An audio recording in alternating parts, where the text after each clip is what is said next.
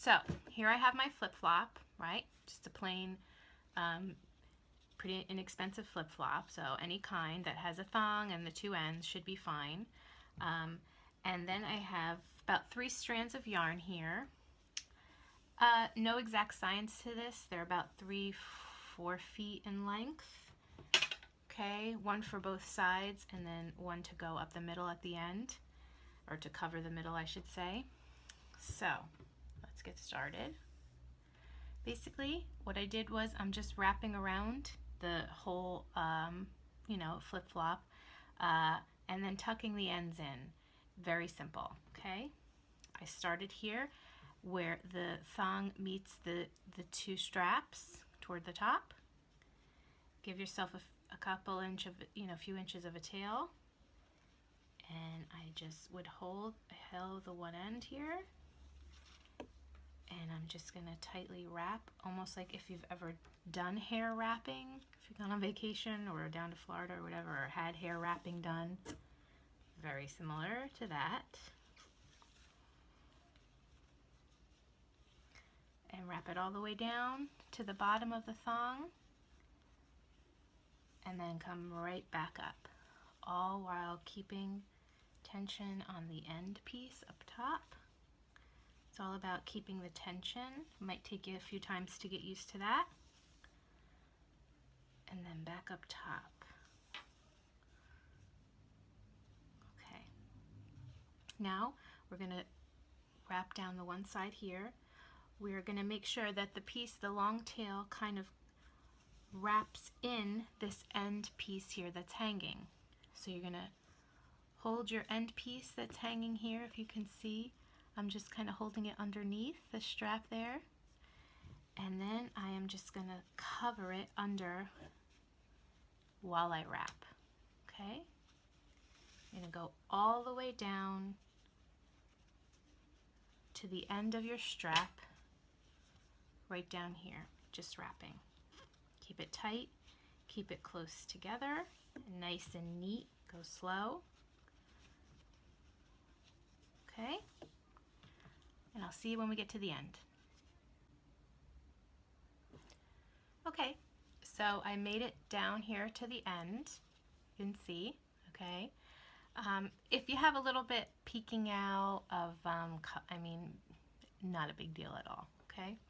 So basically I have a few inch tail here. If you have a much longer piece, trim it back down to just like 2 or 3 inches.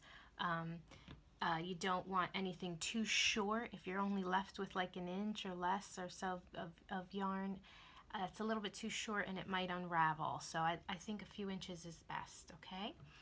And again, here I'm using a t-shirt yarn material that I have that has a print on it. If you don't have, I think t-shirt yarn would work the best for this because it wears really well. It's really durable.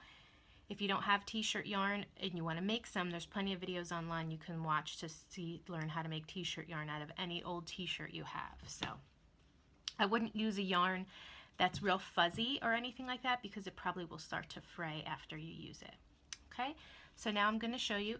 Remember the end from up here, we weaved it or wrapped it in, so you don't even see it.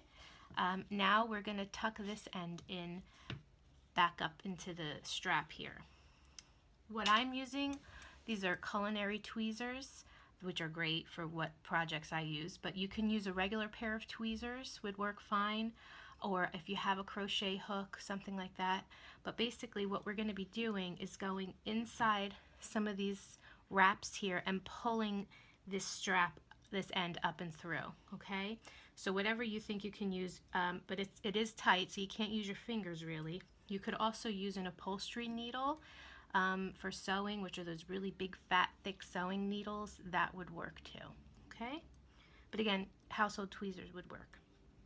So I'm going to go in just a couple wraps here, do 4 wraps or so at a time. You see I went underneath. Here's my tweezers at the end.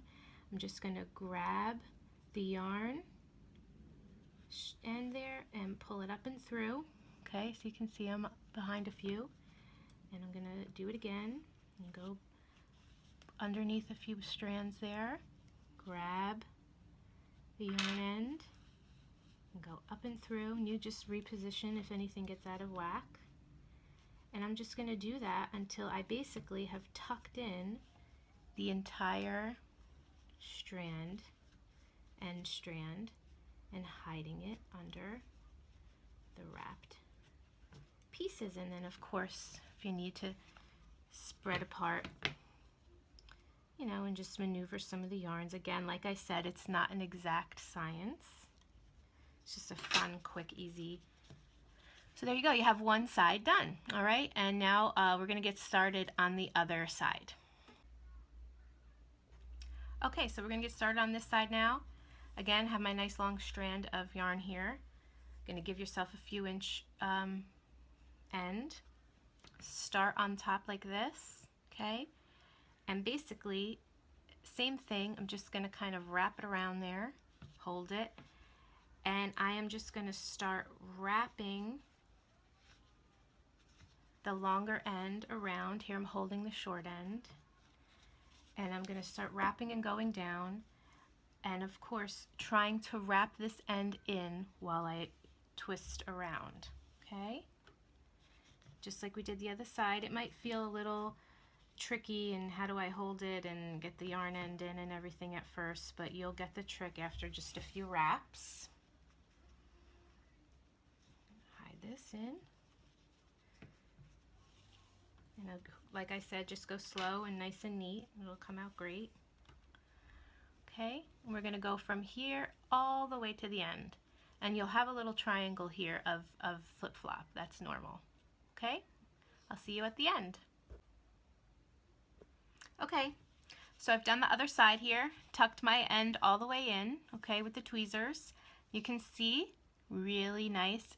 You might have like some little gaps here. I mean, it doesn't bother me, but you can always adjust and scooch pieces over. But again, this is just a fun novelty thing, so I wouldn't even worry about stuff like that. No one's gonna notice it. So now we have this little triangle here of space that if you want to fill up, I'm going to show you, or you could just leave the way it is. I think it's cool too. But let me show you how to cover that. So I have a little smaller piece here, about a foot or so in length, okay? And I'm going to start right in the middle of the piece. I'm going to strap that right over the top, crisscross both ends underneath and bring them up, and then I'm going to take one piece and go on this side and under, and the other over it, kind of like an X, and the other side, and bring them back up the opposite sides, almost like kind of braiding sort of. And again, there's no real perfect way to do this, so if you find some way you like better, go right ahead. And what I did was I kind of just made an X here, and I'm going to tuck these two ends into the flip-flop. I think I'm going to trim them a little bit because it's a little too long, but and that's it. If you wanted to wrap again and tuck after, you could go ahead and do that if you had a longer piece, but I think I'm good with just the once around X and back up, and that's going to be it. So I'm going to trim these ends, tuck them in right there, and I'll show you the finished product. Okay, so here's the finished product. All right, you can see where I've tucked those ends in back into the flip-flop and just pulled them through.